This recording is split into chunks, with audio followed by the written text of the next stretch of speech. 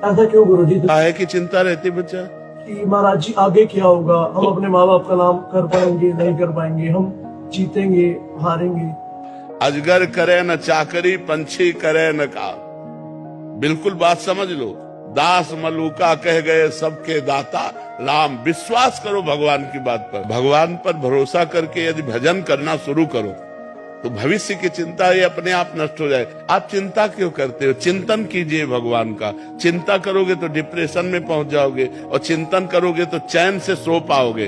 राधा नाम करता है तो कहीं और ध्यान जाता है, फिर तेज राधा बोलते हैं, फिर कहीं और। बस आप लगे रहो, समय से सो जाओ, समय से जगो, थोड़ा औषधि का सेवन कर लो जिससे बिगड़ी हुई बात थोड़ा बन जाए, और फिर नाम जप करो, चिंता मत करो, भगवान का चिंतन करो, उसी से आनंद प्राप्त होगा बच्चा। वो तो नहीं नहीं नहीं, गंदी बात, ऐसी गलत बात नहीं सोचना। नाम जप करो, ठीक हो जाएगा। आप देख लेना, आज से आप देख लेना। महाराज जी हाथ पैर सब कांपते हैं, ये लगता है कि हार चुका हूँ। तुम्हें कैसे बतावे? जैसे ये कहावत है ना कि जब ऊपर वाला देता है तो छप्पर फाड़ के देता है। यार विश्वास करो ना, यार विश्वास करो। हर बात उसके निराली है।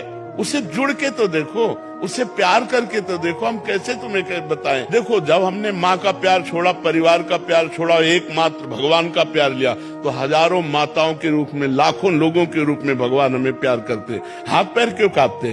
भगवान से जुड़ो, अभी महान बन जाओगे। ठीक है महाराज जी, आसपास के लोग नीचे दबाने को लगे हुए हैं, मतलब कोई मोटिवेशन नहीं।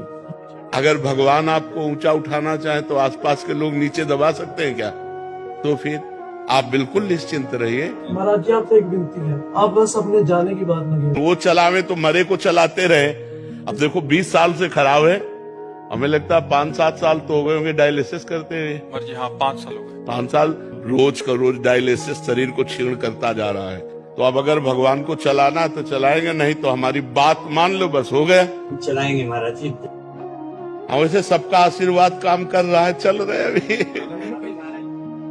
महाराज जी, कुछ लोग आते हैं कि जो पुण्य कार्य करते हैं, यहाँ भंडारा आदि या शबील आदि लगा ली, जिससे महाराज जी फिर उसके बाद कब वहीं पड़े हैं पूरे नहीं, रास्ते में ये परिक्रमा उनको मार्ग पाप में। लगता है, क्योंकि धाम में आकर आप पुण्य की भावना से अपवित्रता फैला रहे हो। ये जो दोना पत्तल खा पी के इधर उधर बोतलें फेंक देना है, ये अपवित्रता है।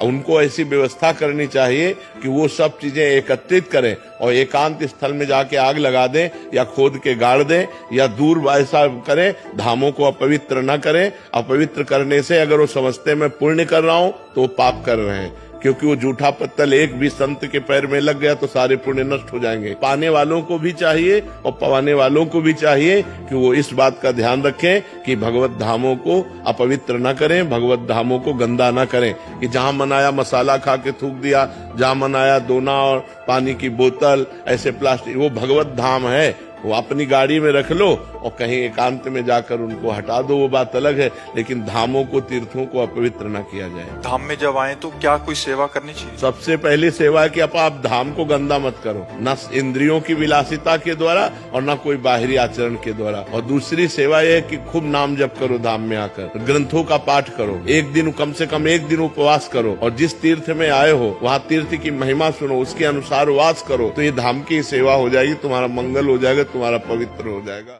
जी चाहते हैं कि मनोरंजन आदि ना किया जाए, पर मनोरंजन के बिना रहा भी नहीं जाता। हम कहाँ, बिल्कुल कीजिए, हम मना नहीं कर रहे, पर असत मनोरंजन नहीं। तो हमें लगता है फिल्म आदि मनोरंजन से अच्छा है रामायण महाभारत कृष्ण आदि मनोरंजन। और भी बहुत भागवतिक चरित्रों का अनुकरण किया गया है, बहुत से भागवतिक प्रोग्राम है, उनको देखो, कथा वार्ता देखो, एकांतिक सुनो, जिससे तुम्हारा मन पवित्र हो। ऐसे चरित्र देखना या ऐसा दृश्य देखना जिससे हमारा मन गंदा हो जाए तो मनोरंजन नहीं हुआ, वो तो मन को और गंदा करके, मलिन करके पवित्र करना है। महाराज जी, बहुत सारे बच्चे मिलते हैं महाराज जी, शुरू यहीं से करते हैं, बट वो आजकल इंस्टाग्राम रील्स फेसबुक में वो कहाँ पहुंच जाते हैं पता नहीं, नहीं। थोड़ा कंट्रोल करना पड़ेगा। ऐसा नहीं कि हम मोबाइल में लगे तो मोबाइल में ही लगे हैं।